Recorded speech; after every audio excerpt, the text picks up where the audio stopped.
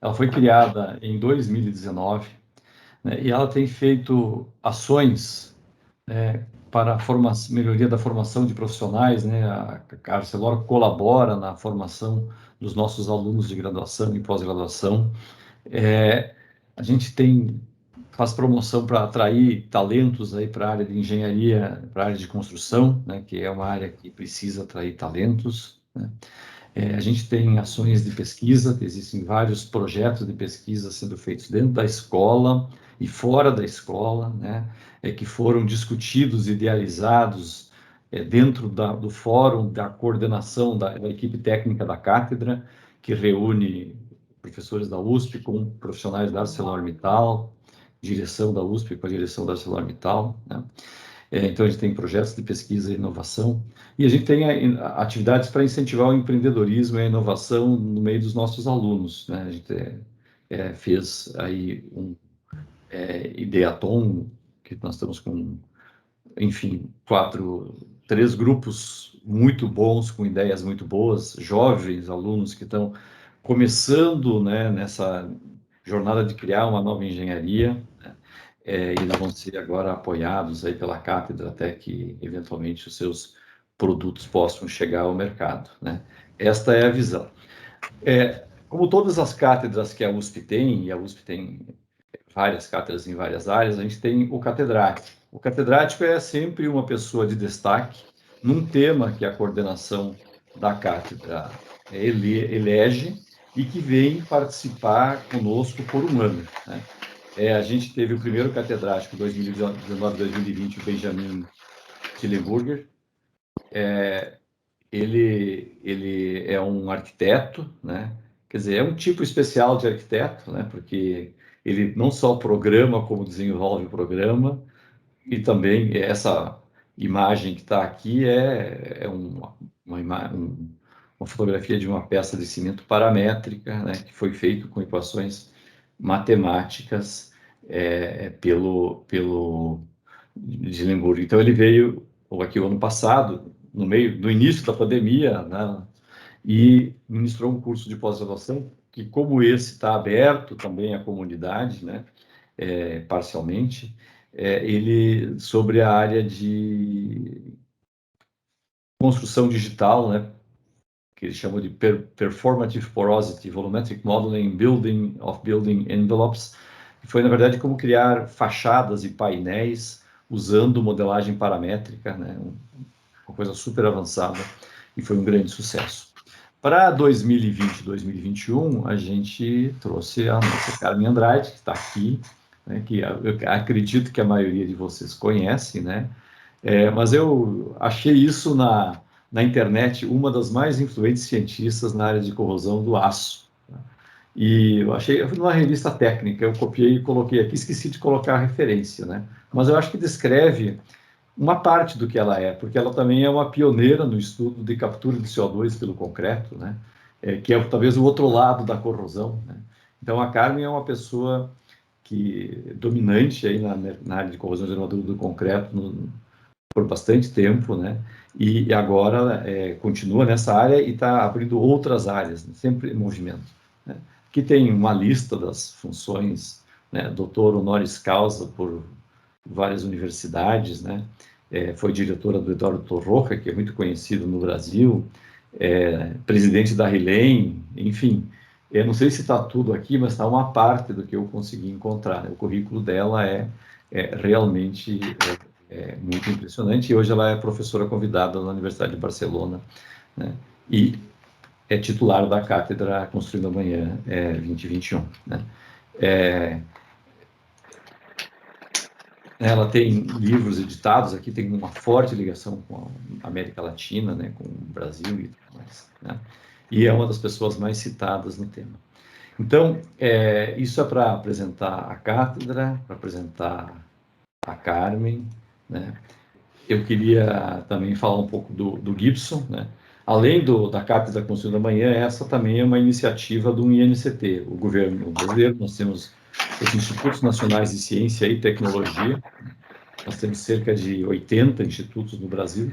Existem apenas 2 na área de engenharia civil e nós temos um na área de cimento, materiais cimentícios, né? O Gibson é o nosso homem de durabilidade, né? O nosso cientista-chefe da área de durabilidade, tem um grupo é bastante grande, o CNCT envolve 6 universidades, né?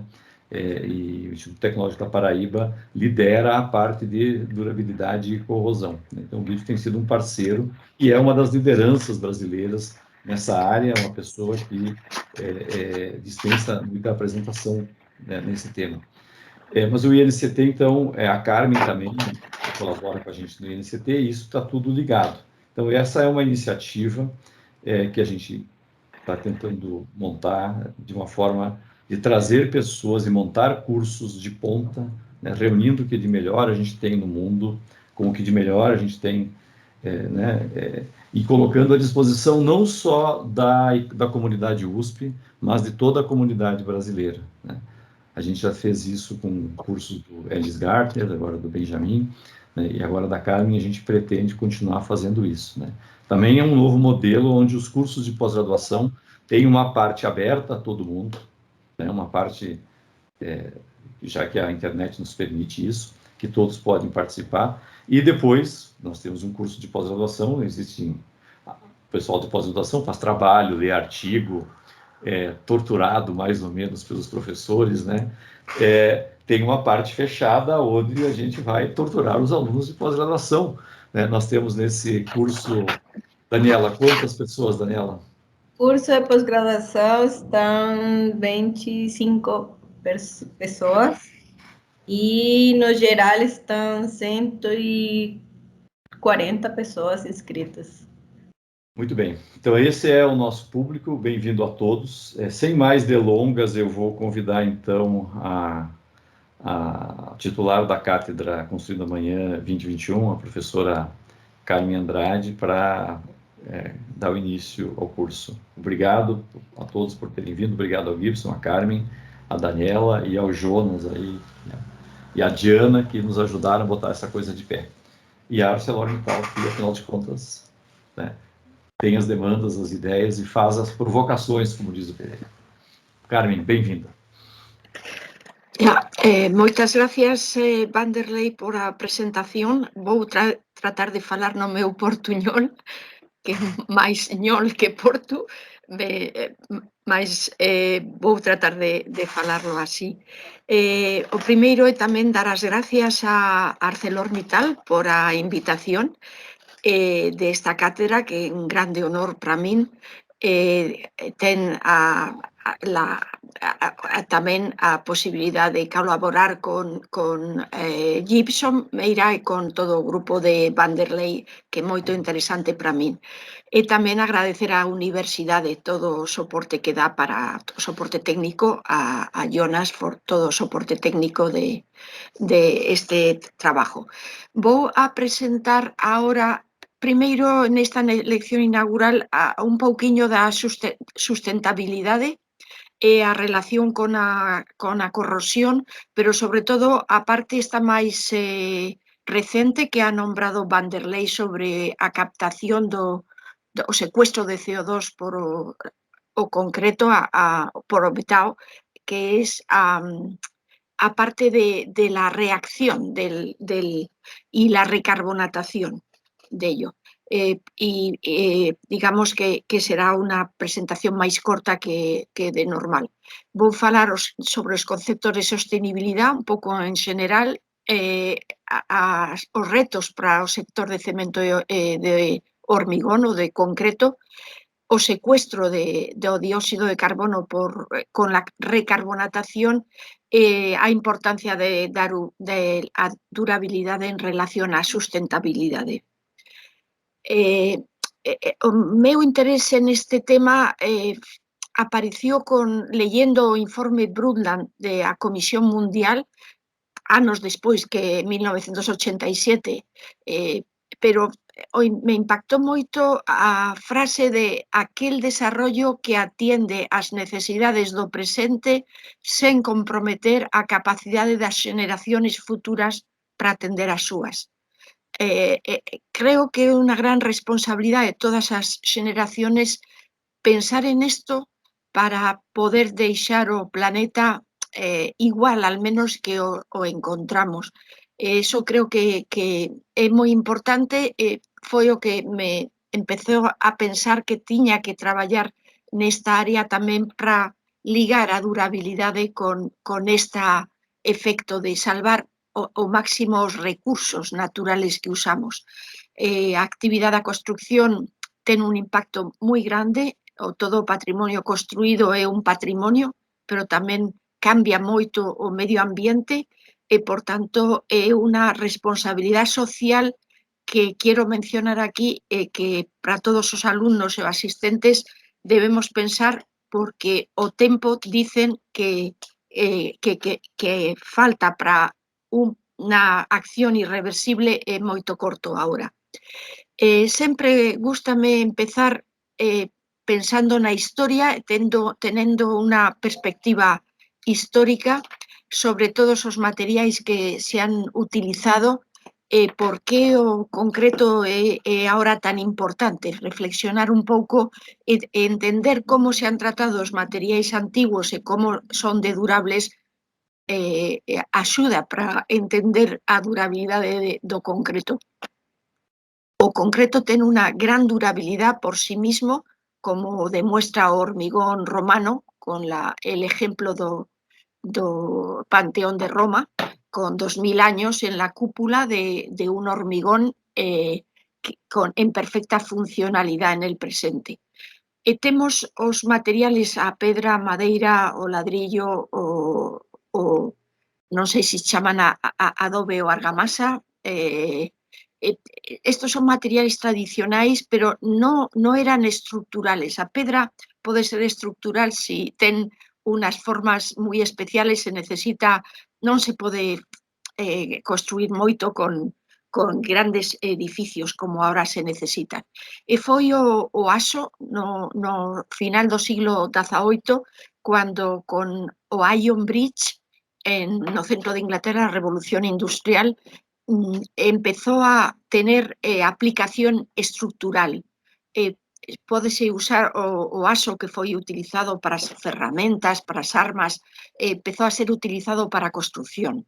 Neste caso del ponte, un hito realmente simbólico é a Torre Eiffel, que foi construída 100 anos despois, e despois, ao principio do siglo XX, todos os edificios grandes tiñan a estrutura metálica. Iso se ve moito ben en Nova York, en moitos dos rascacielos, e é o momento que nace o concreto armado. Aquí hai unha casiña de 1906, que despois falaré dela, que é a primeira construcción de estructura en concreto armado que hai no sur de España. E neste momento o concreto é o material de preferencia para todas as grandes infraestructuras. Hai un gran boom e unha gran industrialización gracias ao empleo do concreto. Vamos a pensar qué retos tiene para este siglo XXI, porque xa sabemos casi construir todo, incluído a Torre de Dubái con 600 metros, falase da torre dunha milla de 1600 metros ou de 1000 metros. Ese reto estructural de cálculo parece bastante alcanzable, pero ¿cuáles son os outros retos? Pois o maior reto é a sostenibilidade. A durabilidade e a sostenibilidade. Como mantener todo o patrimonio construído e seguir construyendo con a obligación de reducir a huella de carbono considerando el ciclo de vida. Ter en cuenta que temos construcciones que xa han envejecido e que ten que ser reparadas. Unas palabras sobre algo que conocerán y que, por lo tanto, hablaré en rápido sobre el cambio climático. Nos lo acaba de recordar o informe do ICPP, o International Climatic Panel de as Naciones Unidas, e o riesgo que temos do planeta debido, e xa está demostrado, a acción humana. Esta tendencia das temperaturas é por acción humana e, sobre todo, é por todo o desarrollo industrial. se ha detectado fundamentalmente a partir de ese final del siglo XVIII, donde comienza-se a fabricar a metalurgia do aço, todos as novas sistemas industriales, o aluminio, o concreto, todo eso é o que ha feito que a aviación, seguro, o transporte, que as temperaturas aumenten e aumenten produciendo fenómenos climáticos que poden ser irreversibles e, por tanto, alertan que hai moi pouquiño tempo para tratar de revertir esa situación. A contribución da construción está aquí, é aproximadamente un 10%, hai outras áreas, aunque temos tamén o transporte, que están contribuyendo máis a esta huella de carbono, pero eso non nos exime da responsabilidade a todos os especialistas en este área de buscar todas as maneiras de reducir o impacto que esta tendencia tiene. Y solo para mencionar los objetivos de desarrollo sostenible de las Naciones Unidas, no están solo sobre la construcción, sino sobre otras actividades que nos llaman a todos en nuestra propia conciencia y que dejo aquí solo como recordatorio. El International Panel for Climatic Change foi creado no ano 1988 por la World Meteorological Organization con a contribución das Naciones Unidas e agora é un agente esencial porque emite os informes sobre el estado del planeta en cuanto a el impacto del cambio climático. Y ha emitido recientemente este informe identificando claramente la acción humana como la más determinante en el calentamiento progresivo. O cemento contribuye con una cantidad de dióxido de carbono grande. Tras diferentes contribuciones ao cambio climático e ao cambio de temperatura, o aumento dos gases de efecto invernadero é un deles. É solo uno, pero é moi importante. E dentro dos gases de efecto invernadero, o dióxido de carbono é o máis importante. É conocido, solo nombro, espero que moitos os conozcan, e sino para os alumnos, que cando se fabrica o cemento temos dos contribuciones. Unha do combustible, que libera por tonelada aproximadamente a mitad del dióxido de carbono, e a outra mitad ven aportada por a decarbonización da caliza, do carbonato cálcico. Estas son cifras del panel internacional do IPCC, que ten toda un área dedicada á contribución das industrias, e dentro das industrias ten a cerámica, a fabricación da cal e a fabricación do cemento. E ali dá unas cifras que son de referencia, e estas cifras que pongo aquí son las que de referencia dá, porque a literatura maneja outras cifras a veces, pero estas son as oficiales do panel internacional. A industria do cemento ha traballado sobre este tema, pongo aquí un exemplo. Unha das posibilidades que se falou nos anos pasados, eu tamén estuve traballando neste tema, como captar o CO2 á salida da chimenea e hacerlo líquido mediante a operación que se chama o CO2 supercrítico e almacenarlo en almacenamientos geológicos profundos. Por ejemplo, debido á extracción do petróleo, quedan áreas vacías dentro dos almacenamientos donde está el petróleo e inyectar allí o CO2. Estos son datos de os fabricantes españoles sobre a captación de CO2 para enterramiento profundo.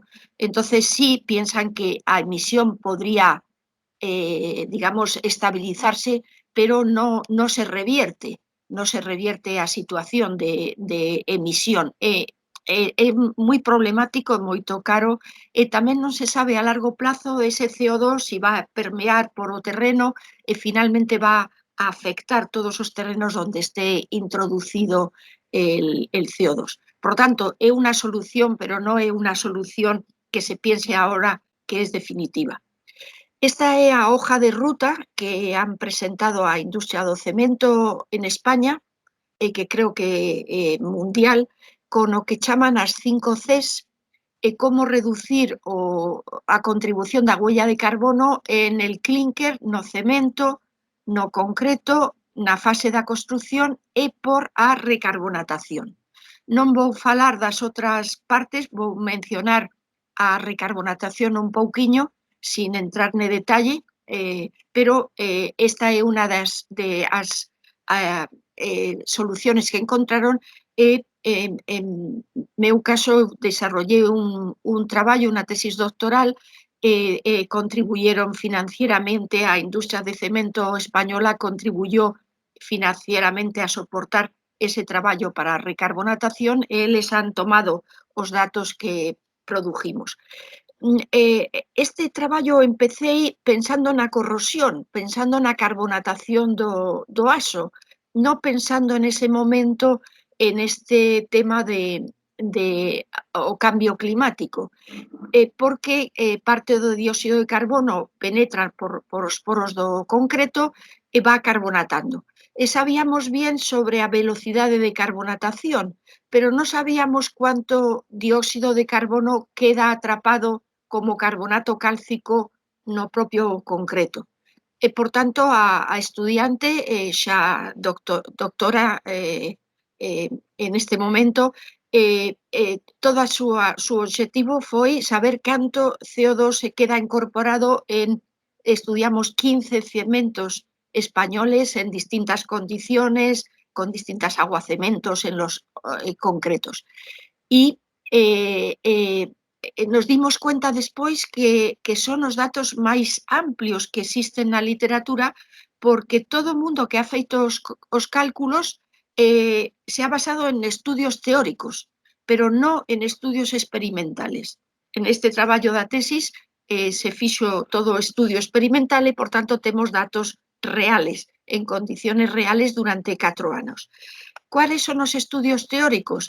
Pois o estudio teórico está aquí nesta ecuación que dice que o CO2 que pode secuestrarse depende da cantidad de óxido de calcio que ten o concreto, que ten o cemento.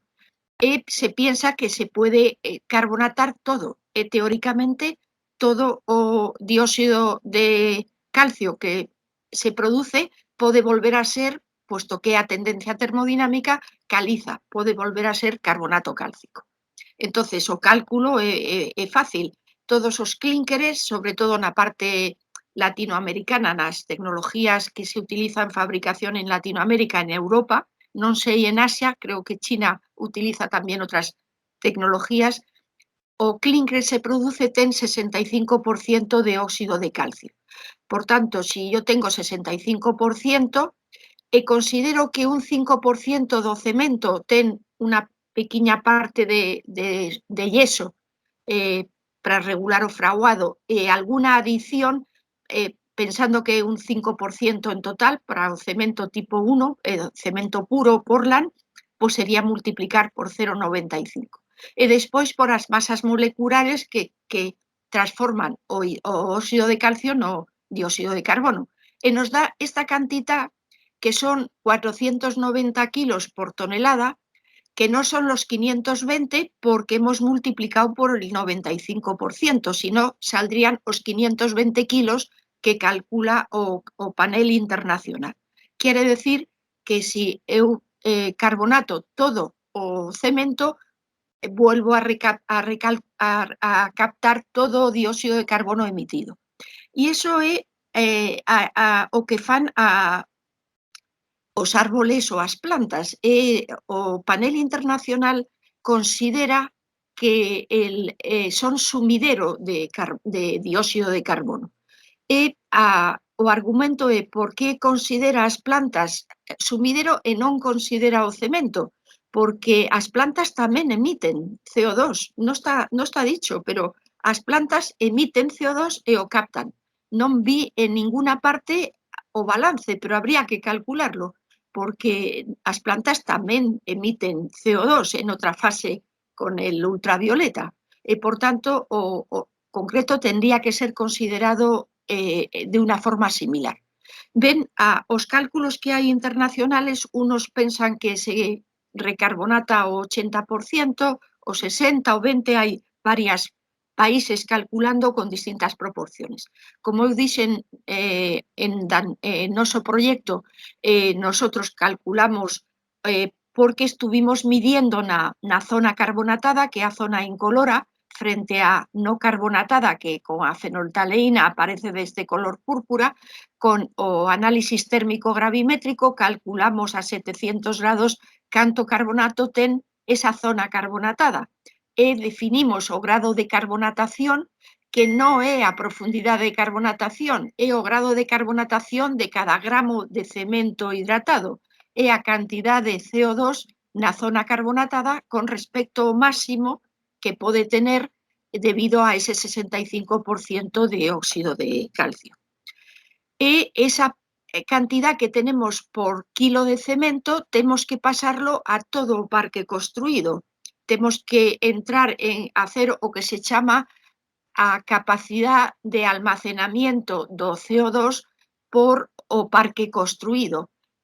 Para eso se calcula a produción de concreto de cada país, se ve a cantidad de cemento por metro cúbico e de mortero, que se utiliza moito para as fachadas, para rebocos, a albañilería, para argamasa, por tanto, é argamasa, mortero é argamasa, se calcula, en eso hai mucho error ou incertidumbre, pero se adoptan valores medios, e se calcula tamén o que se chama o grosor equivalente, porque no se carbonata todo o volumen de concreto producido. Do volumen hai que saber a relación superficie-volumen, que cambia con o tipo de estructura, e se calcula con a velocidade de carbonatación cual é o volumen realmente carbonatado, que non pode ser todo, porque senón aparecería a corrosión das armaduras. Por lo tanto, hai que encontrar o balance, o equilibrio entre que se carbonate pero non chegue ás armaduras. Se calcula o grosor equivalente medio en función da cantidad de fachada por volumen utilizado, e desa maneira, con multiplicacións e divisións fáciles, se chega a saber a cantidad de CO2 absorbido por todo o parque construído en un país. E despois pero calculo para un ano ou calculo para 50 ou para 100 anos. Eso non está decidido, posto que o panel internacional todavía non ha aceptado a recarbonatación como un fenómeno a considerar o concreto como sumidero. É unha cuestión aperta, non está definido, pero depende de que consideremos ou non tamén todo o ciclo de demolición, donde debido ao aumento da superficie de todo o concreto demolido vai a tomar moito máis CO2, pode cambiar muchísimo as cifras, e por eso as cifras cambian tanto se leen literatura, porque todo depende que se considere solo a vida en servicio ou tamén a demolición e o número de anos que se consideren nos cálculos. E iso é algo que queda por definir nos estándares. A nivel español, o que se publicou con Oficemen foi moi modesto, se calculou para los datos de un año era alrededor del 5%, pero cuando se vio a 4 años, a carbonatación progresa durante 4 años, no máis, e non confundan con a progreso do frente carbonatado, que se non para de progresar, pero a carbonatación se para al cabo de 1, 2, 3 años, non progresa máis, e, por tanto, a nivel español é alrededor dun 10% que se considera que se recarbonata de todas as emisiones de CO2. Aquí están los cálculos, publiqué con Miguel Ángel San Juan, que é do Instituto do Cemento Español, as cantidades durante os últimos anos. Hemos feito estos estudios tamén para Portugal, calcular canto depende de que se considere ou non tamén unha parte de reciclado, que non é moito grande, a parte naranxa é se se considera o reciclado, que é pequeno en España e Portugal. Para terminar esta parte, decir que se ha hecho un estudio entre muchos investigadores que estábamos dedicados a este tema, que se llama o estudio global, porque se ha hecho un estudio para todo el planeta, por regiones, un estudio muy detallado en el cual participamos Isabel Galana, estudiante, yo misma. Se ha calculado por regiones, por tipo de producto, por anos, todas as posibilidades de recarbonatación de ello. A metodología é a mesma que hemos utilizado nosotros, con a raíz cuadrada de tiempo, sumando todas as contribuciones, incluída la de o polvo do clinker, o dust, que porque o considera o panel internacional, eles aí terminamos diciendo que era un 43%, no un 10%, pero eso es en total. Entonces, al final, a cantidad que realmente se considera é un 25%, porque se considera una recarbonatación del 80%. Aí as cifras que digo que son diferentes, pero o que máis importante deste traballo, que foi publicado en Nature Geoscience e que tuvo moito impacto, é unha referencia para todos os países. Pasando na durabilidade, eu termino. Por que é importante? Porque canto máis duren as construcciones actuales, menos recursos naturales necesitamos. É por iso que é importante o mantenimiento e conservar todo o patrimonio construído. O concreto está sometido a todo tipo de acciones. Se considera que ten que resistir todo, incluído todas as acciones das industrias. Temos concreto en moitas industrias que o aso non chega, que non é resistente, e, por tanto, o concreto está sometido a todo tipo de acciones.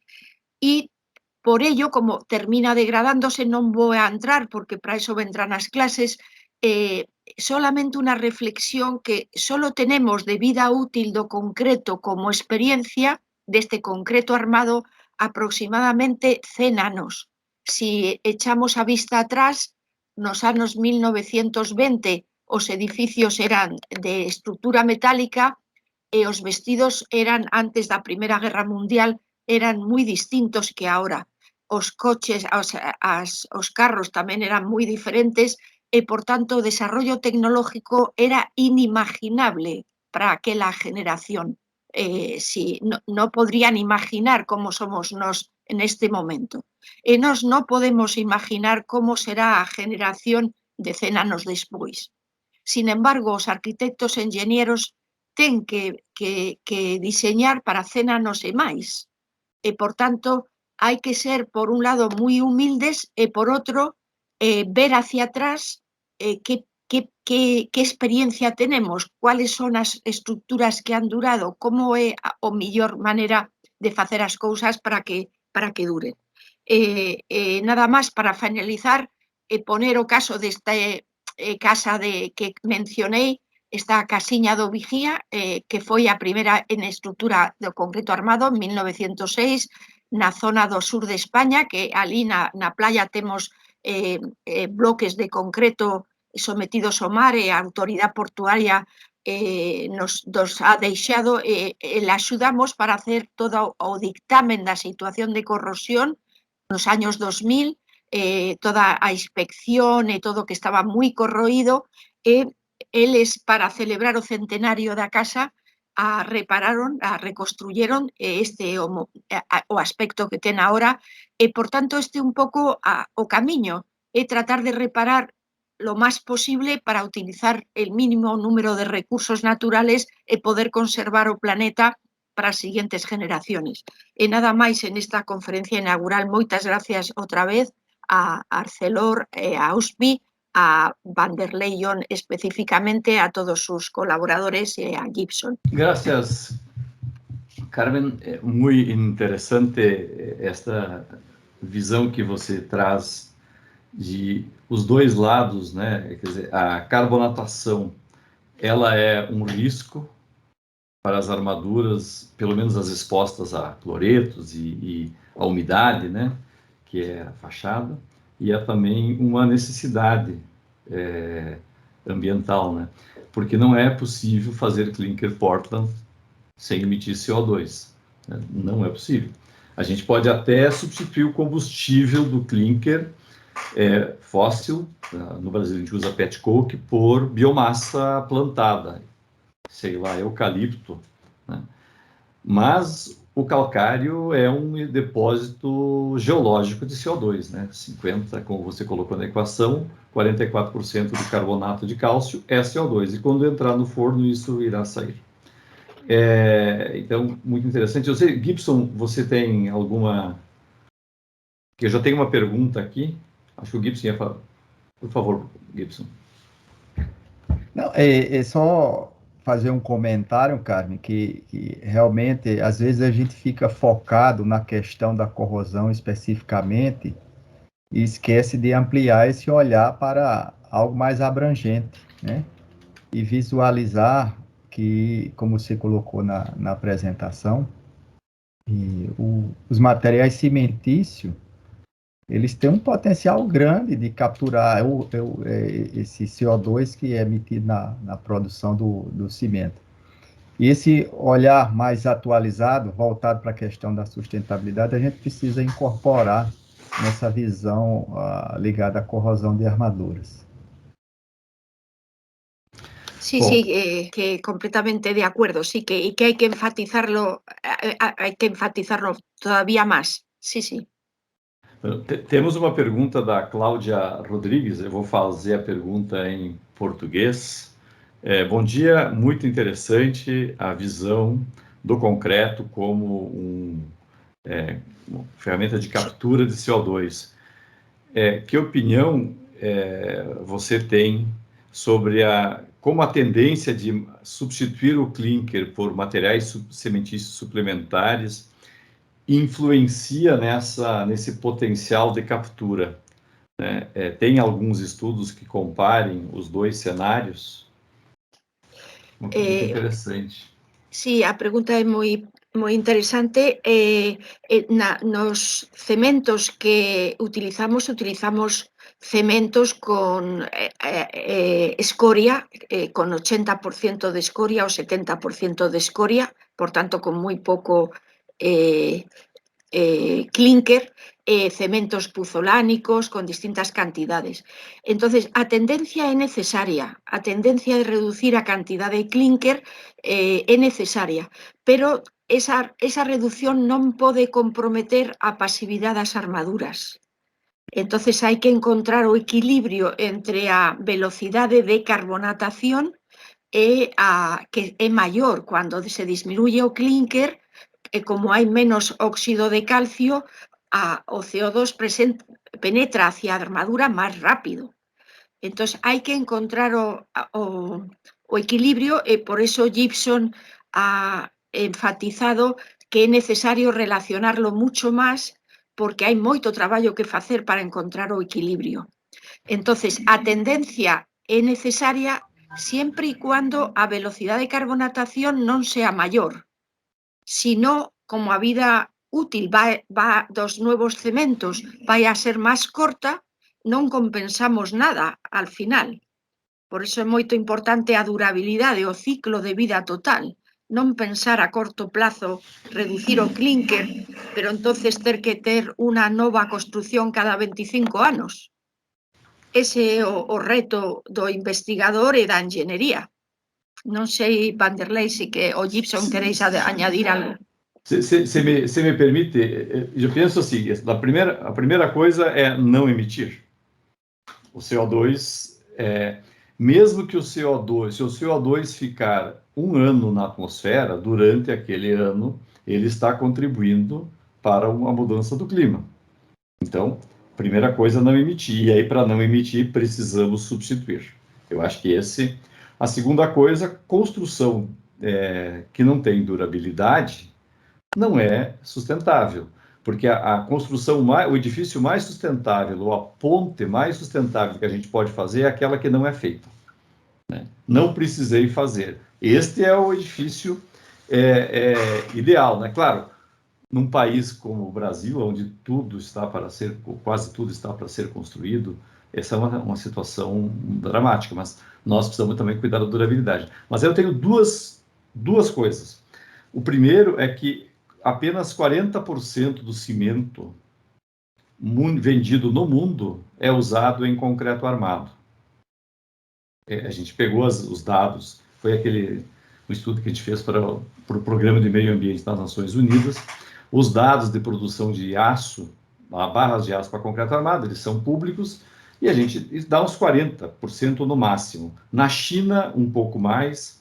Em países como que tem muita tradição de concreto e pouca tradição de alvenaria, de argamassa, de morteiro, né? Isso é mais, né? Então, no mundo é uns 40%. Índia, boa parte do interior das partes mais atrasadas da China, América Latina, morteiro, argamassa, é uns 45% do mercado de cimento.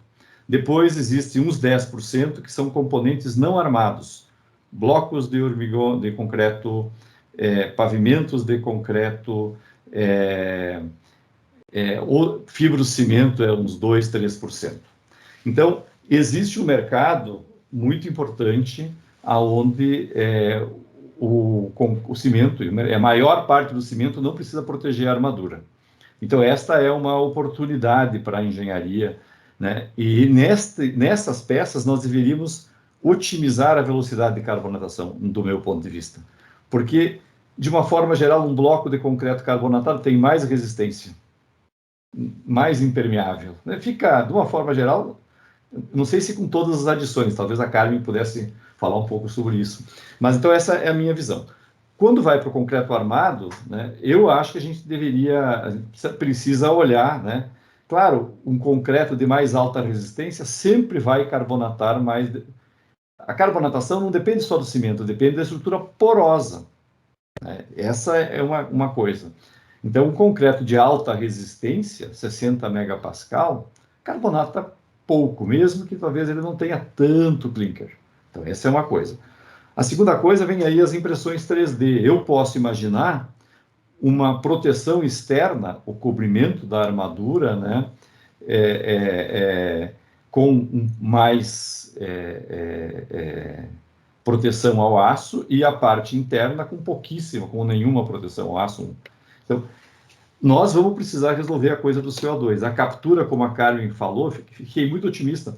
Os números de valor de captura de CO2 que eu tenho são 60 a 100 dólares a tonelada.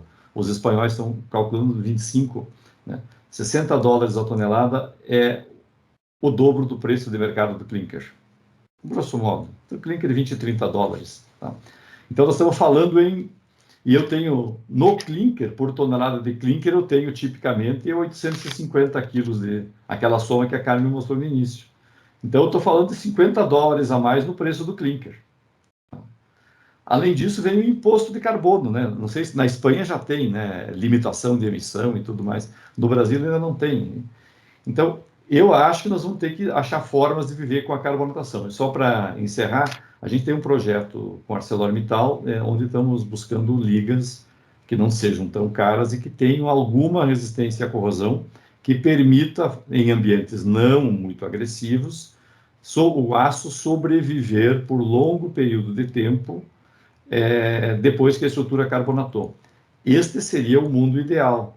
Todavia, aço inoxidável não é viável economicamente, e sustentabilidade passa também por custos razoáveis, né?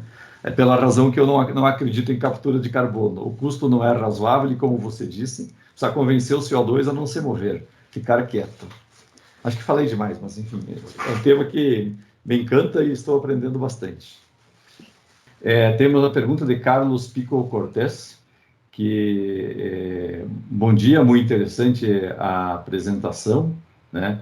E ele pergunta como é que fica a questão da diferença de concentração de CO2 geográfica. Em cidades tem mais CO2, em zonas industriais com maior contaminação, e tem zonas com menos contaminação. Como é que isso poderia ser tratado. Isso, de fato, existe. A gente começa a ter alguns dados sobre isso, né? Eu não tenho... Bueno, a concentración de dióxido de carbono é moi variable. Ahora hai máis costumbre de medirla pensando na aireación das habitacións por a pandemia. Sim. Se ve que non é constante. 400 a 1000 ppm en cuanto cierras a ventana sube moito. Y no es determinante para carbonatación, como ha dicho el profesor John, o importante é a estrutura porosa. Por tanto, si é 300 ppm o é 1000 ppm, no hai gran diferencia para carbonatación para que cambie. É diferente si subimos 10 o 100 veces a presión parcial do CO2, pero nas presiones parciales normales da contaminación e sin contaminar non hai moita diferencia. O que é fundamental é a porosidade do concreto. Temos mais perguntas? Ramoel Serafini. Buenos días, Carmen. Gracias por la presentación. Español, muy valiosa. En el boletín F30 disponemos de algunos modelos probabilísticos para el diseño de estructuras de hormigón armado, considerando su vida útil. Me gustaría su opinión sobre la aplicabilidad. Voy a contestar en español despacio o contesto en portuñol, que sí, seguro, portuñol, que me entenderá Ramoel.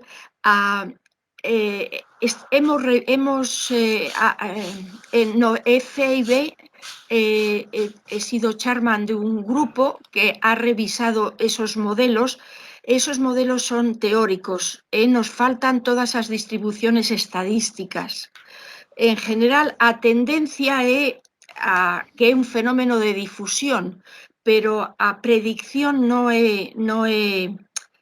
non se pode asegurar debido á variabilidade dos ambientes, á variabilidade ou concentración de cloretos no exterior.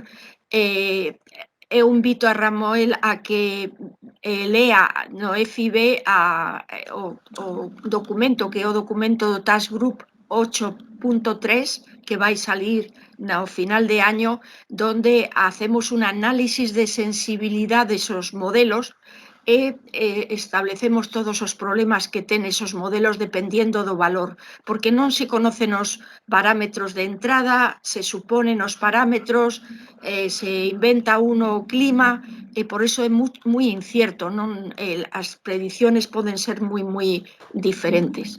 A tendencia, a base está bien, a precisión é moi baixa. Nessa mesma linha, Carmen, um tempo atrás o Paulo Helene orientou uma tese do Cláudio, falo um tempo atrás, falo assim 30 anos, possivelmente, 1995, uma tese sobre o uso de pinturas como proteção contra a carbonatação, né? E a gente tem num edifício pinturas e repinturas, né? A gente repinta porque a cor não está boa ou porque a tinta está... Né? Não é porque a tinta está degradada normalmente, né? E como esse tema, tem alguém investigando isso? Porque isso me parece ser um tema interessante, não? Sí, nós o investigamos tamén porque no instituto algunhas das estructuras, as famosas costelas, Sí. estaban pintadas. E a pintura foise deteriorando. O problema é que a durabilidade da pintura é menor que a durabilidade do concreto e tens que repintar. A pintura supone un valor añadido. Entonces, moitas ocasiones, si hai que pintar e mantener cada 10 anos, o aso é competitivo. Entonces, as pinturas son unha solución, as pinturas anticarbonatación. E agora as pinturas son moito máis durables. Pero atención a la renovación das pinturas. Sim.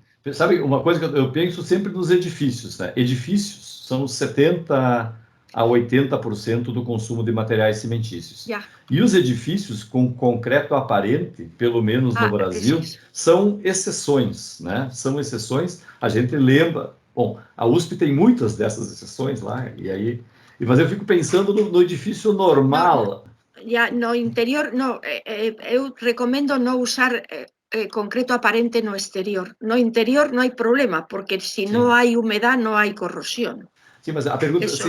porque a coisa da repintura aí, o usuário repinta. Isso eu fico pensando assim, o usuário, penso a minha casa, o apartamento da minha mãe, tem concreto armado, mas eles pintam a fachada do prédio a cada 5 anos, porque eles gostam do prédio estar branco. O brasileiro gosta de prédio branco, né? Pintado. Então, esse é um tema, né? Como é que a gente trabalha? Porque aí o usuário não deixa ele degradar, ele está sempre repintando. Isso não acontece numa ponte, por exemplo, não? Acho que o Gibson quer falar alguma coisa? Vai lá, Gibson. Eu quero trazer uma contribuição nessa linha que vai um pouco além da pintura.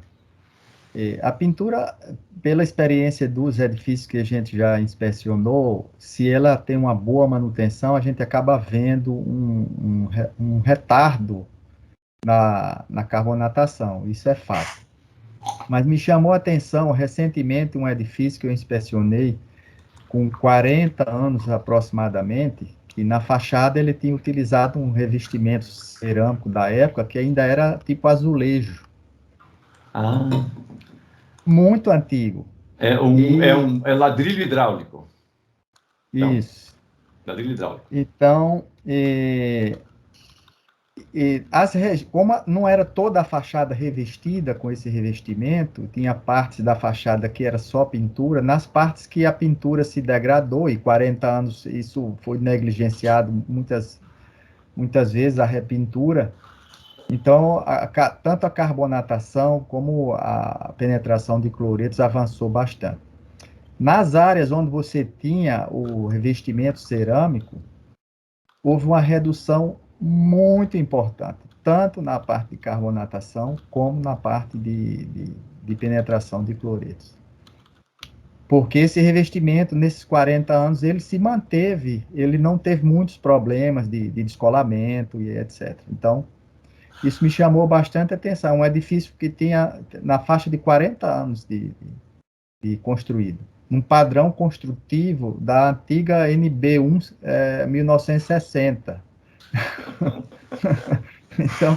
Então, não se tinha esses conceitos de durabilidade que a gente tem hoje. O comprimento de armadura era baixíssimo, resistência mecânica... assim, eu diria de lajes meio centímetro, de vigas 1,5 centímetro, e pilares dessa mesma ordem de grandeza. E o concreto hiperporoso, 12 megapascal de resistência aos 28 dias, né? Me chamou a atenção que esse concreto a gente ensaiou e ele conseguiu, depois de 40 anos, ele conseguiu chegar próximo aos 30 megapascal. Eu reputo que isso aconteceu por um consumo de cimento um pouco maior do que o usual na época, e também devido aos grãos serem maiores, os grãos de clinker menos moídos e tal, então aquilo funcionou como uma reserva para ir sendo consumida ao longo desses 40 anos. Legal. Sí. Hay otra pregunta. Muchas gracias, Gibson. Muy interesante el dato do revestimento cerámico. Que é sobre si se pode recarbonatar para aumentar outra vez o pH. Se pode, se fa electroquímicamente, se aplica a corriente eléctrica como para protección catódica e se regenera o pH, pero é moito caro. Se chama a realcalinización electroquímica. Sí existe la técnica, han aplicado bastante en Noruega, que foron, o profesor Benesland foi o que o propuso. Muito bem, então, vou passar para o Gibson, então agora o Gibson faz a apresentação do curso como um todo, né, Gibson? Na verdade, da corrosão, né, e a gente vai depois seguir em frente. Tem um tema complementar ao que Carmen apresentou, e depois a gente vai falar diretamente para os alunos da pós-graduação.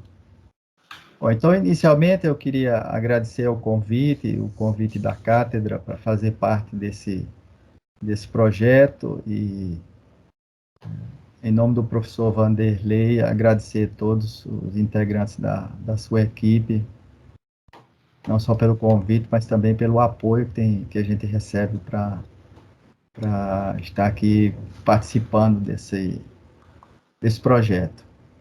Então, a proposta nossa de tema para apresentar hoje é a corrosão de armaduras em concreto em estruturas de concreto, com um olhar focado na fase de propagação.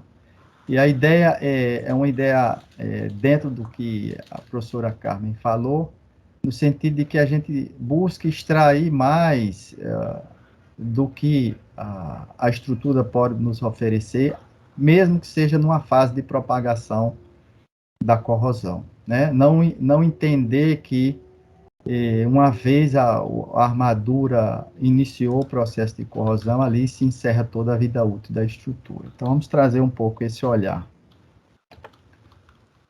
Aqui um sumário da nossa apresentação, uma breve introdução mostrando um pouco o cenário da corrosão no mundo e no Brasil. E, com o olhar na carbonatação, vamos falar da influência do microambiente na cinética do processo de corrosão. E com o olhar na ação dos cloretos, a gente também vai falar da influência do microambiente na cinética do processo corrosivo, mas vamos dar aqui uma rápida pincelada sobre a questão do teor crítico na avaliação da vida útil inicial, que também é um ponto que eu considero importante, que a gente precisa ter um olhar mais atento a esse aspecto. E depois comentar um pouco sobre os cenários com concretos tradicionais e a tendência dos concretos novos, como é que muda essa avaliação, e os comentários finais. Já passando para essa parte introdutória, aqui a gente consegue visualizar, vai conseguir visualizar que o problema da corrosão é um problema mundial, né? Nesse primeiro exemplo, a gente tem uma ponte construída na década de 70, na Noruega. Ela, durante um certo tempo, apresentou um elevado grau de corrosão e se fez uma avaliação que os custos de reparo seriam da ordem de reconstruir essa ponte, dado o grau de deterioração que ela tinha. Então, ela decidiu-se por demoli-la com 25 anos de uso, o que é algo extremamente indesejável do ponto de vista da sustentabilidade, né? Uma obra cara, como essa, e utilizou-se durante apenas 25 anos e depois teve que se demolir. Então, esse é um aspecto que nos traz para a reflexão em termos do tema sustentabilidade. Aqui um outro caso de corrosão que chegou a uma condição limite, que foi o colapso, é o caso do edifício André, em Fortaleza, que estava um edifício de 7 pavimentos mais um pilotis. Ele estava passando por um processo de recuperação nessa área do pilotis e, por uma recuperação mal conduzida, esse edifício veio a colapsar. E isso aconteceu, por coincidência, aproximadamente no período em que se realizava em Fortaleza o Congresso Brasileiro do Concreto, e foi um caso bastante discutido durante o Congresso. E a parte, vamos dizer assim, mais danosa, que levou à morte de 9 pessoas. Então, isso alerta também a gente em relação a como conduzir um procedimento de recuperação. E aqui um caso na nossa cidade, a cidade de João Pessoa, uma cidade costeira, uma capital costeira, e existia esse pier numa área bem turística. Esse pier servia de atracadouro para os barcos pesqueiros, e um belo dia esse pier colapsou devido a problemas intensos de corrosão na sua estrutura. E não teve vítimas, mas se teve que ter um gasto importante para remover toda a parte que ficou ainda de pé, mas com um elevado grau de corrosão. Isso aconteceu porque durante a vida em serviço dessa estrutura, não se teve uma grande preocupação com a manutenção adequada. Então, por esses 3 exemplos, a gente consegue perceber que os problemas de corrosão, eles permeiam os diversos ambientes e estão presentes em todas as partes do mundo. Um olhar focado no custo da corrosão, existem alguns dados que já são assim, bem conhecidos, né? Esse é um dado publicado pela ANAS em 2013, que o custo médio anual com corrosão representa em torno de 3,4% do PIB global, algo em torno de 2,5 trilhões de dólares. Se a gente visualizar alguns dados específicos, Estados Unidos gasta em torno de 450 bilhões de dólares ano, Europa em torno de 700 bilhões, enfim, são cifras extremamente elevadas. E se a gente focar nas estruturas de concreto, dados um pouco antigos, de 2002, isso representa 0,6% do PIB americano, o que, em dados da época, representaria algo em torno de 60 bilhões de dólares. Também é uma cifra bastante expressiva. E se a gente trouxer esse olhar para o Brasil, aqui trabalhando com um PIB antes da pandemia, 1,84 trilhões de dólares, e fazendo aqui estimativas com base naqueles percentuais, nós poderíamos estar falando de 62 bilhões de dólares de custo de corrosão no Brasil. E se focarmos nas construções de concreto armado, esse valor estaria em torno de 11 bilhões de dólares. E, por fim, um dado que a gente levantou alguns anos atrás, em algumas obras de recuperação, e chegamos a valores, a percentuais que nos diziam que um custo de recuperação de uma estrutura, de um edifício, pode representar até 40% do custo de construção de uma estrutura de concreto. Claro que isso representam dados baseados naquela amostra que a gente teve naquela época, mas isso mostra o cenário da importância econômica dos custos da corrosão, quer seja ela de forma mais abrangente, quer seja ela de forma focada nas estruturas de concreto. Se a gente focar um pouco nas características do nosso país, do Brasil, né, a gente vai ver que é um país com uma extensa costa. Essa costa nos leva a uma exposição à ação dos cloretos, que são um agente importante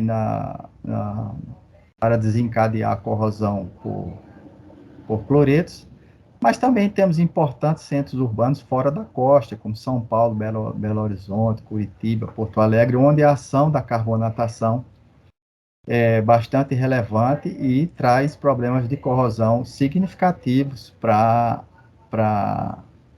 as estruturas de concreto. Então, temos um país onde a corrosão também está presente, quer seja na área costeira, quer seja em zonas que não estão situadas na costa. Mais alguns exemplos relacionados ao nosso país, né? Aqui uma obra emblemática aqui em João Pessoa, que é um hotel que fica na beira-mar, que esse hotel hoje foi leiloado, está num estado de degradação já bem avançado, obras em Fortaleza, na região costeira, Pontes, em São Paulo, em Belo Horizonte, mostram também que o problema da corrosão está bem presente no nosso país. Bom, com isso a gente consegue visualizar que a temática da corrosão, ela assume uma importância não só pela quantidade de casos que se apresentam, como também pelos recursos envolvidos nessa temática. Vamos passar o nosso olhar agora para a questão da corrosão por carbonatação. Lembrando rapidamente que a corrosão por carbonatação ela acontece a partir da entrada do CO2 na rede porosa do concreto, a reação desse CO2 com fases hidratadas da pasta leva à redução do pH e o aço entra em processo de corrosão. Esse período que se tem do início da reação do CO2 com componentes da pasta até a ativação da armadura, ou seja, a despassivação, a gente tem um período de vida útil inicial, ou período de iniciação da corrosão. A partir daí, a gente tem um período de propagação da corrosão.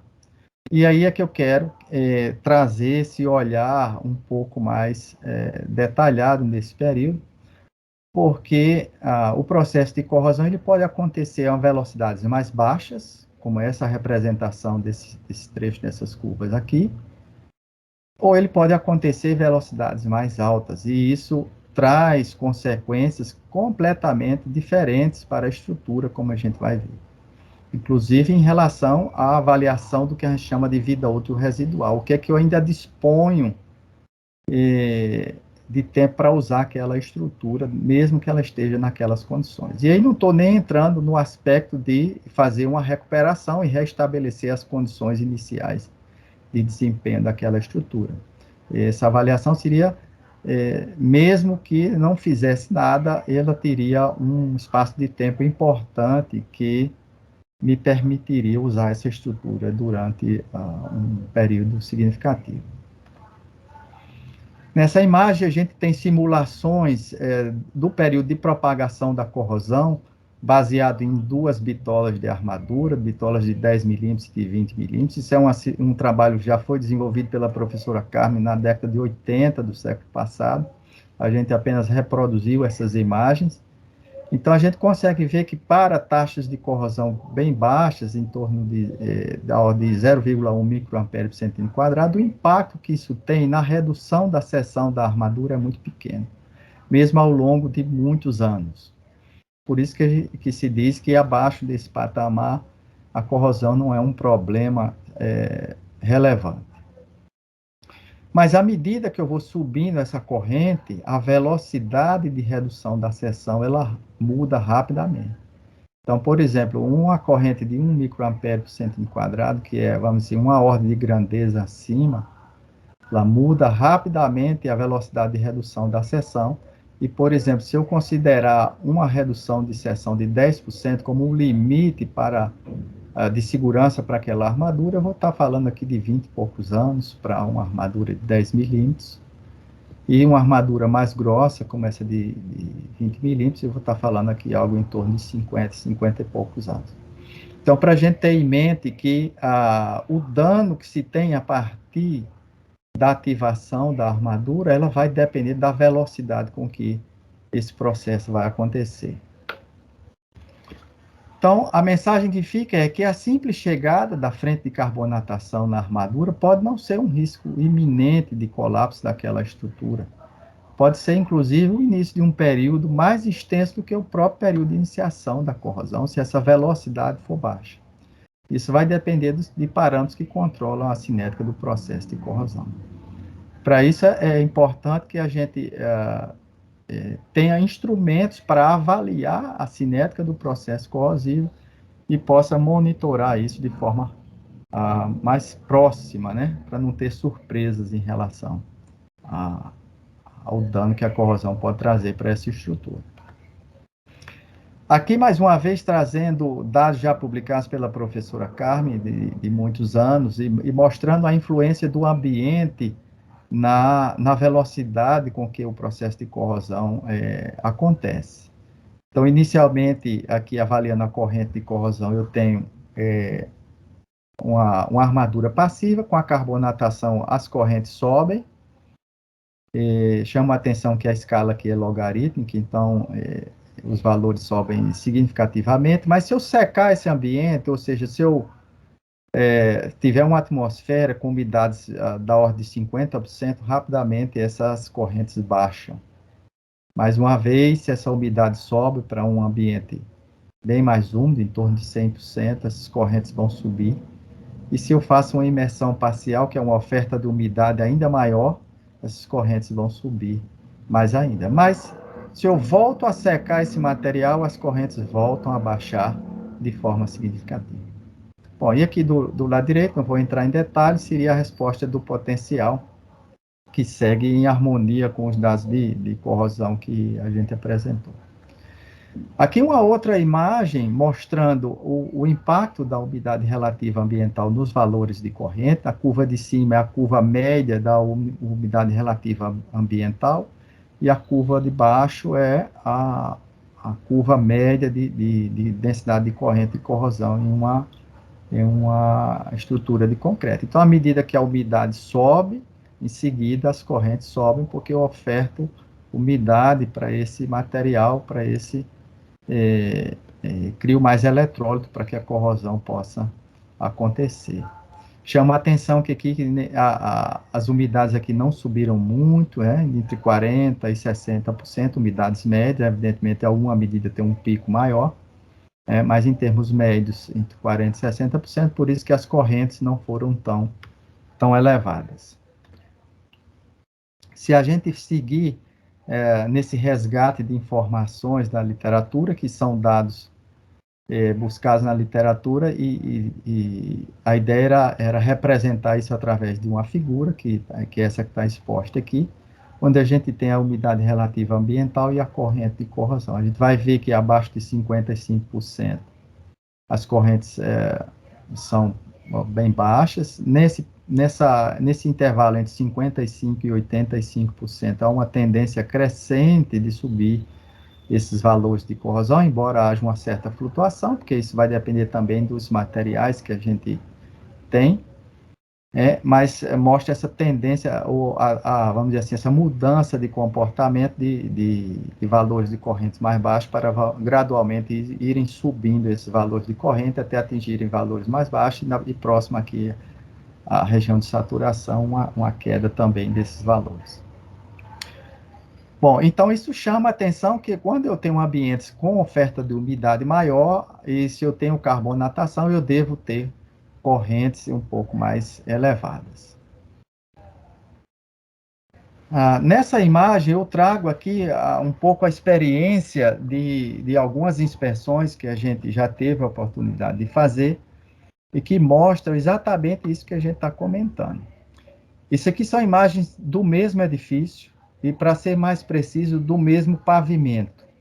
Essa imagem aqui da esquerda isso é uma área de garagem, onde esse concreto estava praticamente tudo carbonatado, passando vários milímetros após a profundidade da armadura. Mas nessa região específica, a gente tinha um problema de infiltração. E, em função desse problema de infiltração, você consegue visualizar que as armaduras estavam num grau de deterioração bastante avançado, uma corrosão bem mais intensa. E ainda nessa mesma região, ou melhor dizendo, nesse mesmo pavimento mais afastado dessa região de infiltração, eu tinha um concreto totalmente carbonatado, como nesse ensaio que foi feito aqui. Isso aqui que vocês estão vendo molhado aqui é fenolftaleína, mas uma armadura com um grau de preservação muito bom, indicando que as velocidades de corrosão aqui eram bem baixas. Então, esse é um caso daquele edifício que eu falei, que era um edifício que representava um bom laboratório em relação a essas situações que a gente pode encontrar. Então, uma corrosão leve, mostrada pela própria armadura nessa condição aqui, e uma corrosão bastante intensa, associada a uma presença de umidade bem mais elevada. Nesse contexto, é importante a gente fazer uma boa inspeção para qualificar bem a condição de corrosão daquela estrutura. Ensaios indicativos da profundidade de carbonatação são importantes, mas isso precisa estar sempre atrelado a uma medida da intensidade ou da velocidade de corrosão. Medidas de corrente precisam ser feitas para que eu possa visualizar com que velocidade o processo de corrosão está acontecendo. Aqui tem a indicação de um mapa de potencial, indicando zonas com maior probabilidade de corrosão, mas tudo isso se complementa com as medidas de velocidade de corrosão.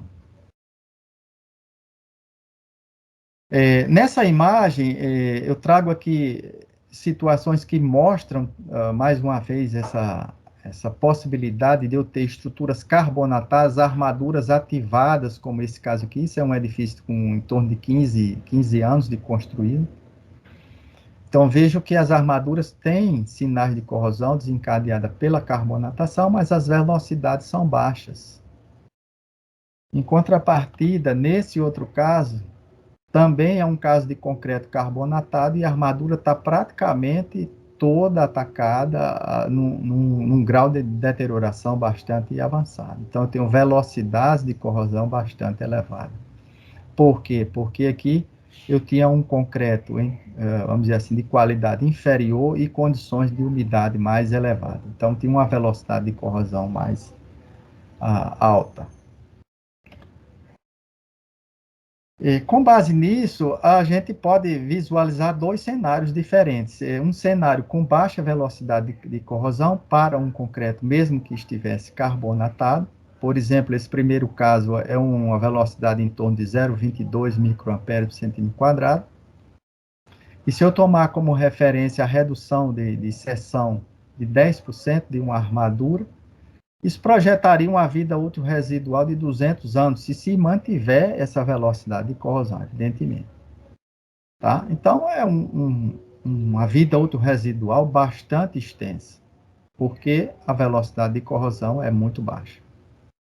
Mesmo estando acima do 0,1%, que é aquele referencial que temos. No entanto, para essa outra medida, que é uma parte dessa estrutura que tinha um problema de umidade, eu estou medindo uma corrente de 1,87 microamperes por centímetro quadrado. Nessa região, eu já sairia daquele patamar de 200 anos para um patamar de 24 anos, porque a corrente é muito mais elevada. Então, isso abre um alerta que aqui eu preciso ter uma ocupação maior e preciso pensar em medidas protetivas, medidas de recuperação, para que para que a estrutura não se degrade numa velocidade tão rápida.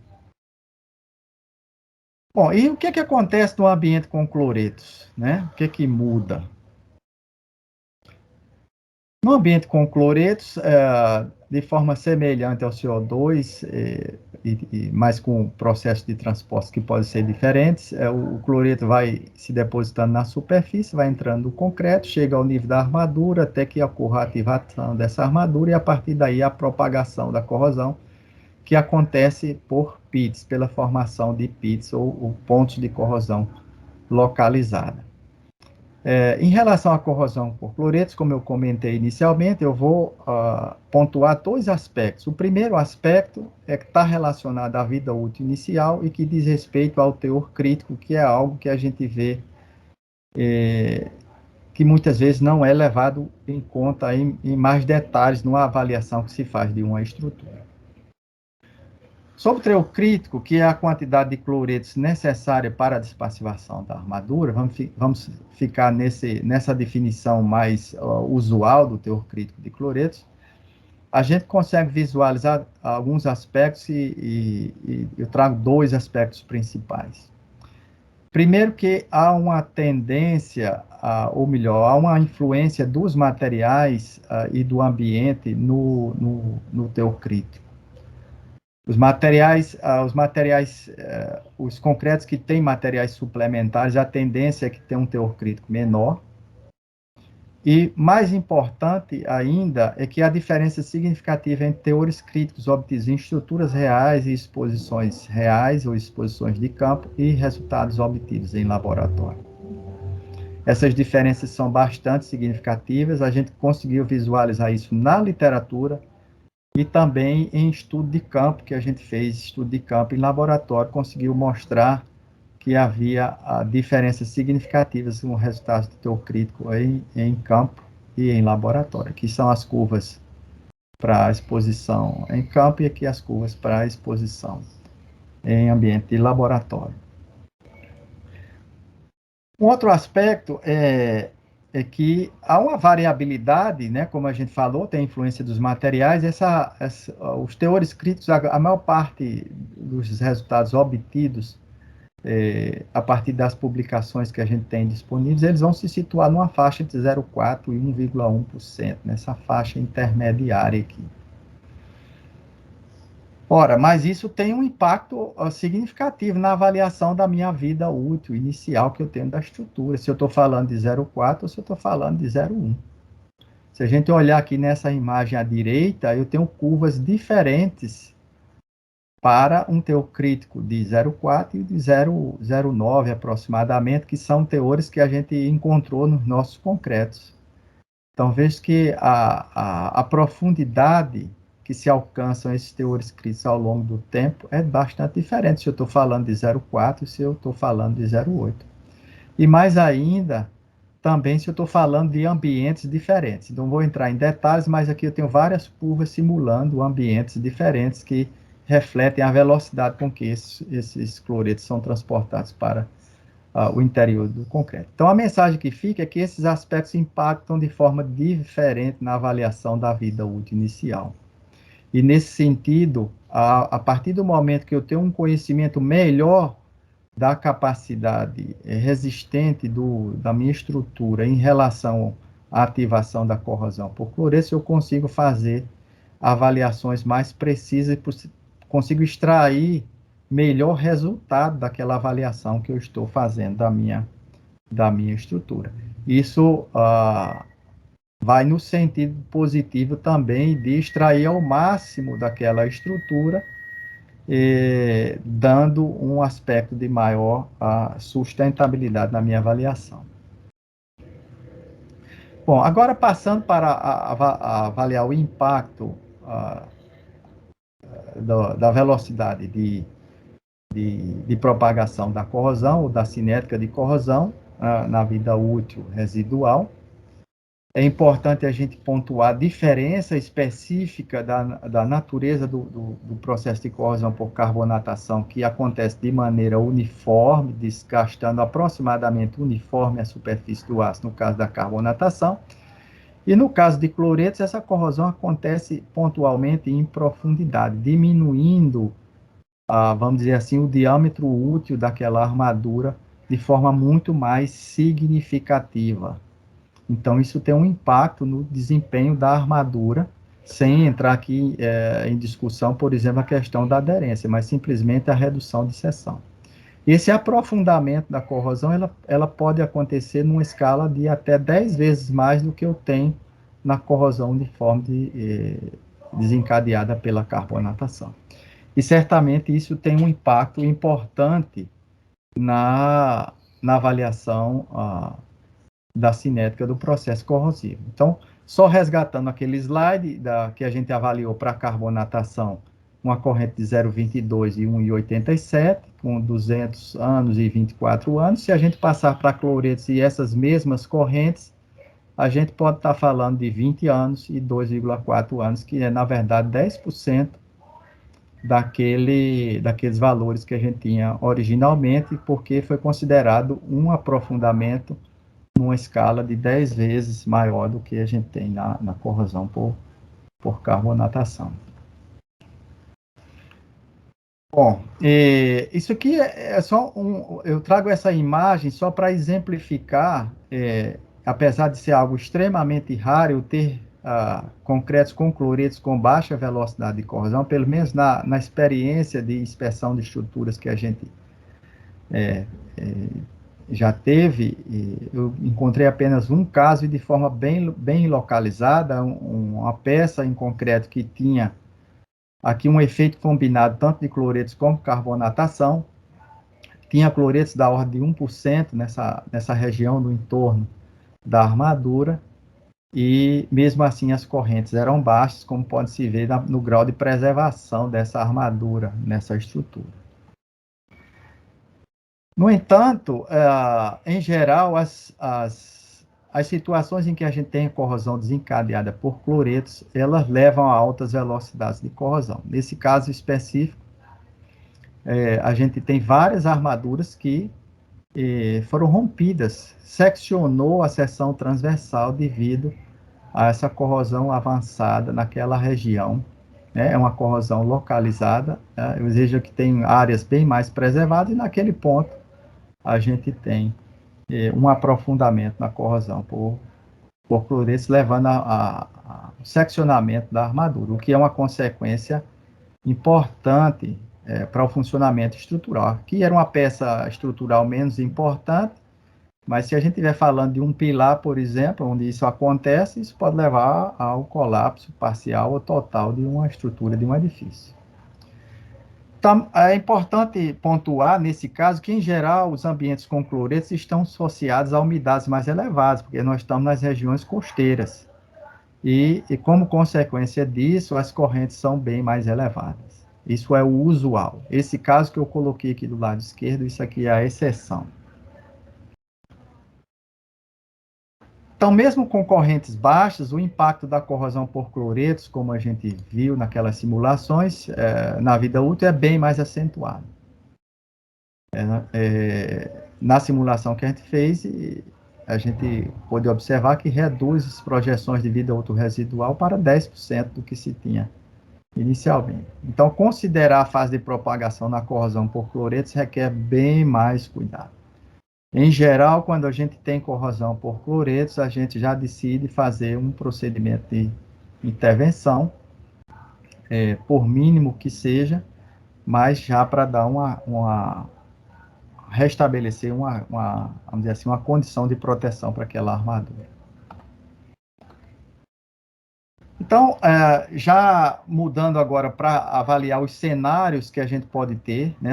Primeiro o cenário com os concretos tradicionais. Então, vamos imaginar que a gente tem um concreto tradicional carbonatado. Quando eu estou falando de concreto tradicional, eu estou falando dos que usualmente a gente ainda usa nos dias atuais, né? Concretos aí da ordem de até 40 megapascal, com cimento, pouco uso de adições minerais ou nenhum uso de adição mineral. Tudo que eu for falar nesse slide, nos que se segue, a gente está pressupondo uma avaliação adequada e representativa da estrutura em relação ao processo de corrosão. Então, eu posso ter uma velocidade de corrosão elevada ou uma velocidade de corrosão baixa. No caso de uma velocidade de corrosão elevada, é interessante a gente já fazer um planejamento e uma intervenção para restabelecer as condições de proteção daquela armadura. Não vou entrar em detalhes aqui quais as alternativas, né? Mas tenha em mente que um planejamento e uma intervenção é importante, porque eu estou falando de uma corrosão elevada e rapidamente essa armadura vai perdendo a sua capacidade de serviço. Se eu tenho uma velocidade de corrosão baixa, como aquele caso que eu falei, que eu apresentei, eu posso conviver durante um bom tempo monitorando essa armadura e eventualmente fazendo uma intervenção menos, vamos dizer assim, invasiva e proteger um pouco mais aquela armadura. Nesse caso, a captura de carbono pelo concreto pode e deve ser considerada, porque essa estrutura ainda vai ser utilizada durante muitos anos. No caso de cloretos, a análise é feita na mesma direção, velocidade de corrosão elevada e velocidade de corrosão baixa, ainda falando dos concretos tradicionais.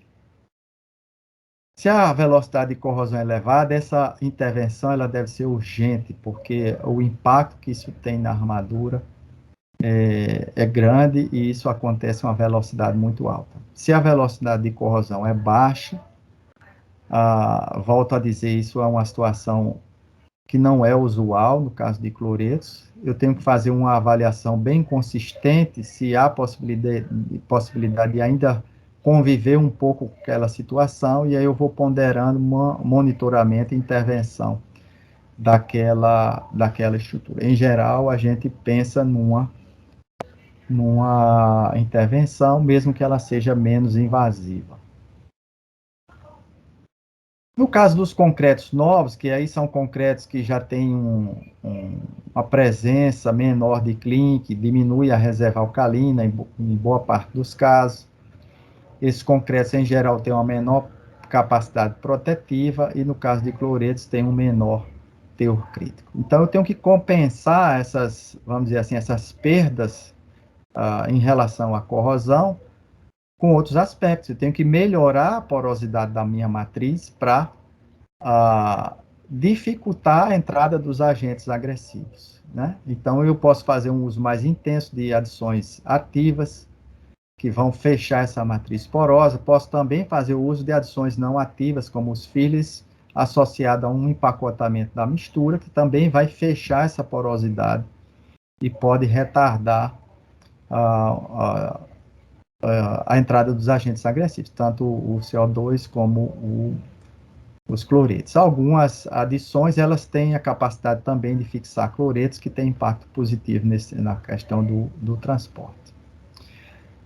Mas também, em situações em que o ambiente é extremamente agressivo, eu posso pensar no emprego de armaduras com melhor desempenho frente à corrosão.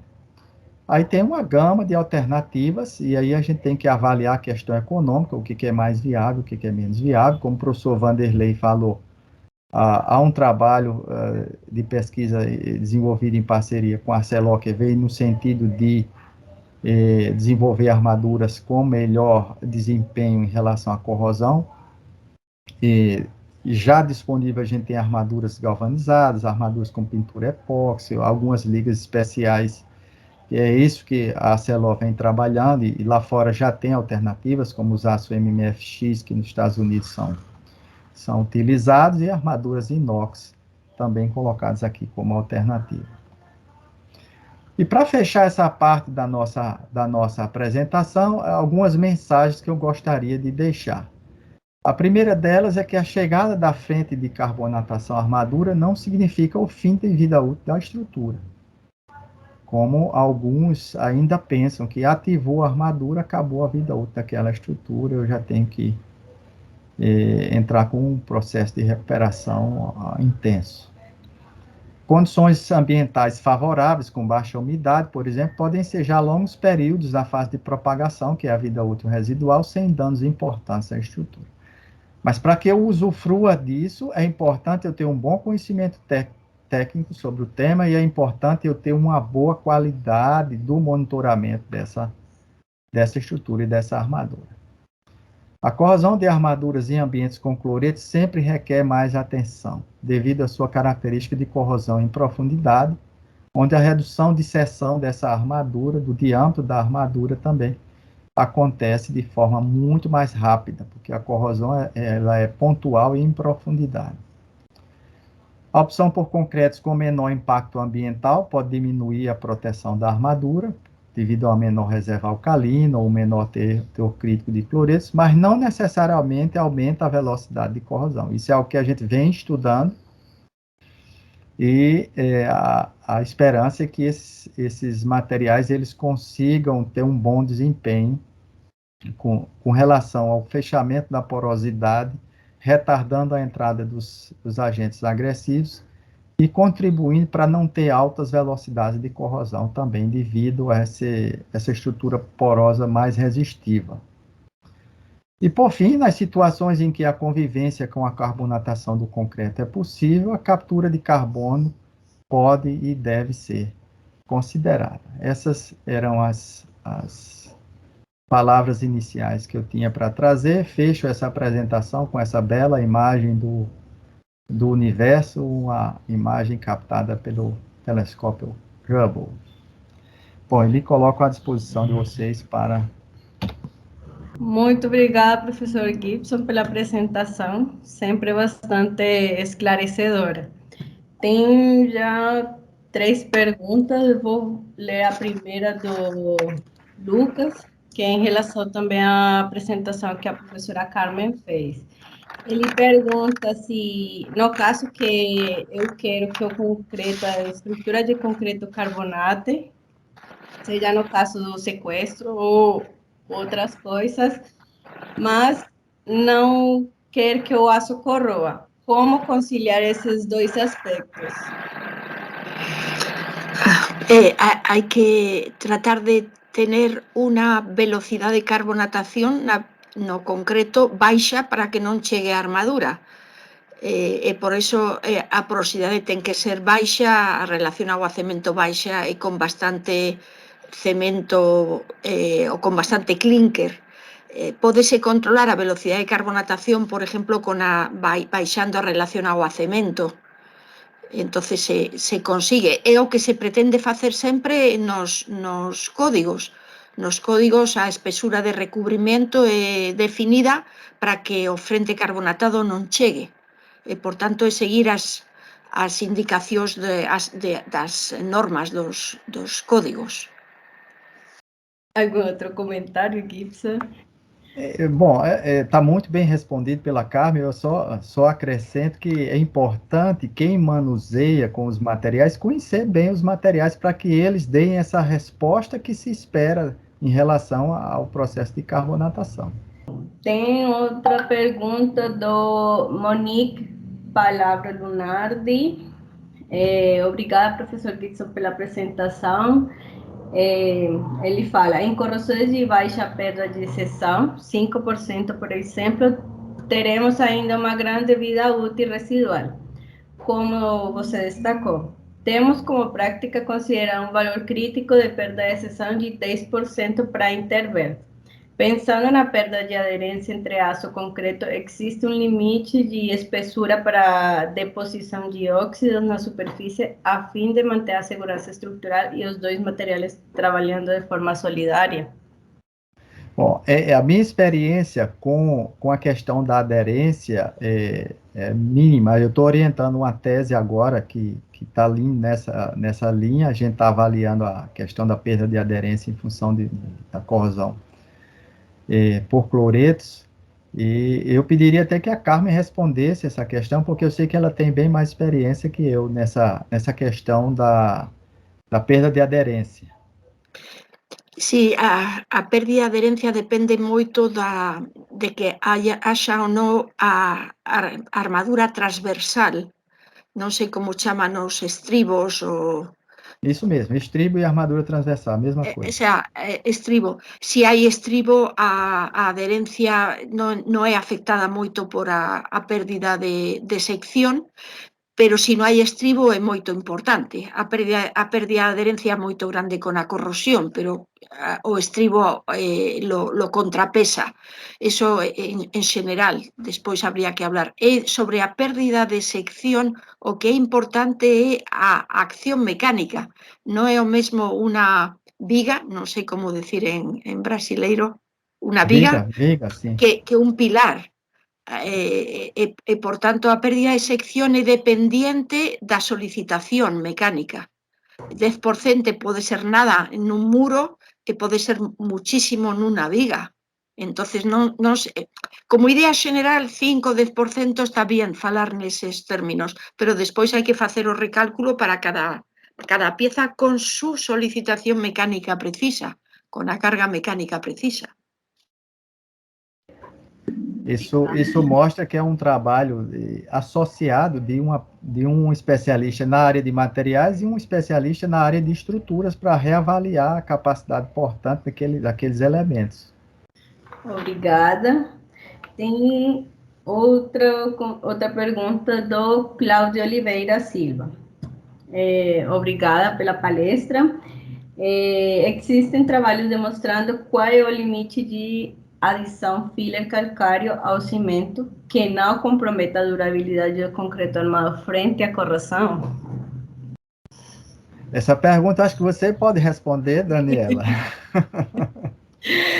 Bom, a gente está iniciando, né, o estudo do efeito que tem a quantidade do filler sobre a corrosão em cimentos, em concretos com elevado teor de filler.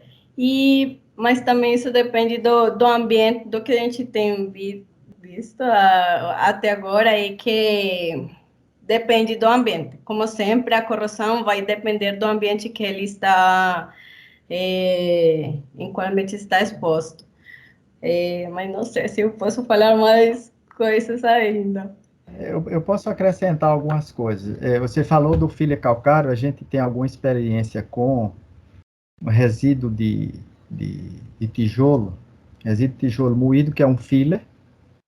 A gente transforma ele num filler e utilizamos ele como substituto do cimento. Temos experiência de substituir até 50% do volume de cimento, mas com atenção ao empacotamento da mistura.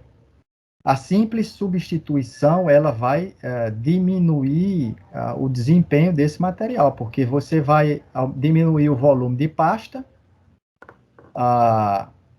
hidratada e o material vamos dizer assim, vai ter menos capacidade de fazer frente à ação da carbonatação, por exemplo. Fazendo o empacotamento, eu reestruturo a rede porosa desse material e consigo compensar esse inicial esperado pior desempenho com essa reestruturação da rede porosa. Então, até esse nível de substituição com esse tipo de material, a gente consegue ter um desempenho frente à carbonatação mais ou menos equivalente, e com esse resíduo específico, a gente conseguir, inclusive, ter um melhor desempenho em relação ao cloreto, porque ele tem uma capacidade de fixação de parte dos cloretos na matriz cimentícia. Mas, volto a dizer, isso tem que ser concreto, com baixa relação água-cimento e com um trabalho no empacotamento da mistura, no empacotamento granular da mistura. Eu acho que a Carmen pode falar também, ela tem um trabalho com bentonita, que vai um pouco nessa linha, né, Carmen? Sí, pero no é filler calcáreo, que é diferente, porque a bentonita ten moito sodio, por tanto é unha cosa diferente, es de tipo catiónico, entonces es un pouco diferente, pero o que hai que facer é disminuir a relación agua-cemento, porque se hai menos clinker e máis filler, tes que disminuir a relación agua-cemento. O que é fatal é deixar a mesma relación agua-cemento. Se se baixa a relación agua-cemento, a compacidade pode ser igual e a resistencia á carbonatación pode ser igual. Pero hai que baixar a relación agua-cemento. Bom, tem outra pergunta. Da Thalita Dajani.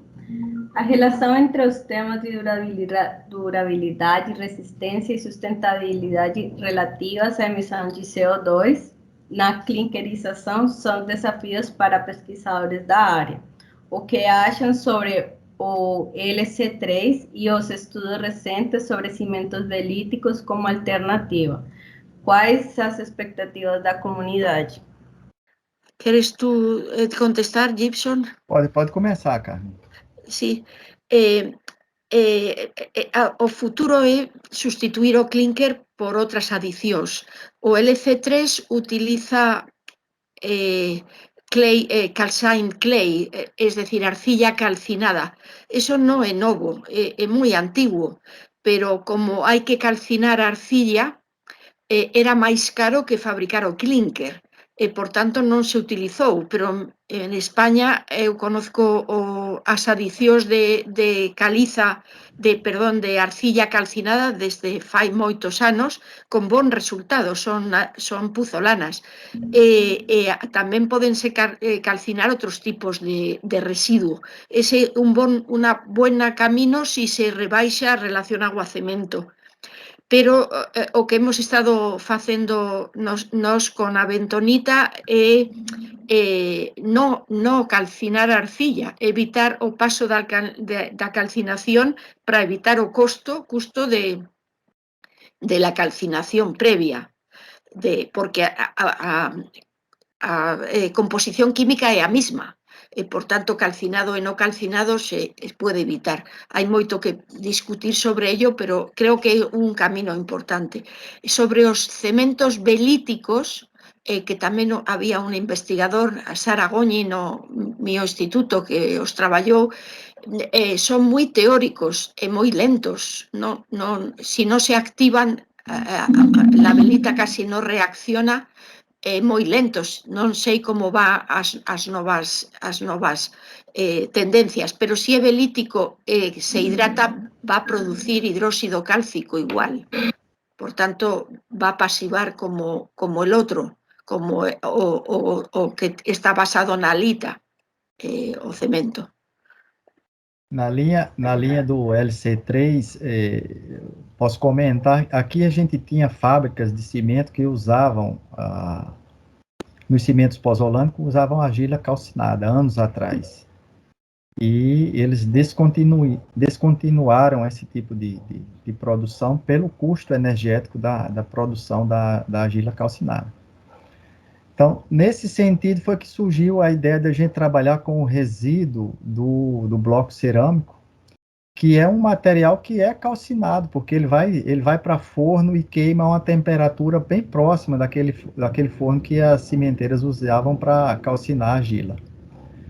E, evidentemente, que tem que ter em consideração a oferta desse tipo de resíduo, que é uma oferta limitada, então não daria para utilizar de forma, vamos dizer assim, ampla, não teria a disponibilidade desse resíduo para abastecer as fábricas de cimento como um todo, mas é um material que está aí disponível e do ponto de vista da sustentabilidade ele pode ser utilizado nessa proposta de incorporar as matrizes cimentícias. Bom, eu acho que não tem mais perguntas. Não. Muito obrigada, professora Carmen. Muito obrigada, professor Gibson. Eu vou dar a palavra ao Jorge Luiz Carreira, da ArcelorMittal, para dar umas palavras. Bom dia, pessoal. Bom dia, Carreira. Tudo bem, pessoal? Agradecer primeiro a participação de todos, né? Principalmente a professora Carmen, o professor Gibson, Vanderlei, a Daniela, que estão aí na organização do evento. Muito obrigado. A todos os participantes nós agradecemos também. O lema da ArcelorMittal é transformando o amanhã, né? Então a gente já inicia essa transformação a partir de hoje. E uma das frentes que a gente tem junto com a cátedra, né, é essa iniciativa dessa busca desse novo aço, mas existem outras iniciativas, né, que a gente está trabalhando com o pessoal da USP e o pessoal da cátedra. E sempre vai ser essa nossa busca. Está no DNA da empresa a inovação, e a gente busca sempre a participação dos nossos acadêmicos, né, nessa busca. Mais uma vez, obrigado. E tudo isso, né, professora Carmen, professor Gibson, demonstra a nossa preocupação também junto à sustentabilidade dos nossos negócios. Muito obrigado a todos. Agradeço a todos pela presença.